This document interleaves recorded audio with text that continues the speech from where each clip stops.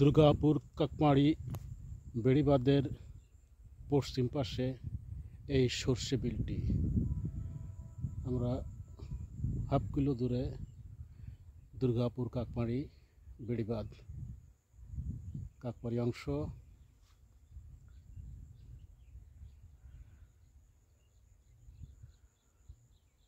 দুর্গাপুর গ্রাম। এখন দুর্গাপুর প্রায় এখান থেকে 2 কিলোর উপরে হবে। পুরো বিল সরিষা আর সরিষা। দুর্গাপুর গ্রাম দূরে, যত দূর চোখ যায় শুধু সরিষা আর সরিষা, হলুদ আর হলুদ।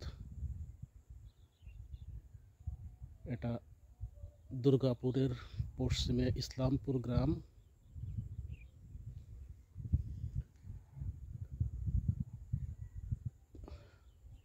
এই অংশ নসিরামপুর, প্রায় 2.5 কিলো হবে। রামেশ্বরপুর এই অংশ, রামেশ্বরপুর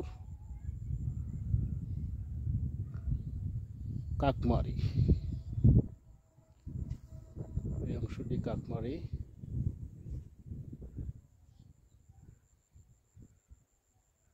আমরা আবার ঘুরে চলে আসলাম দুর্গাপুর কাকমারি বেড়িবাঁধ।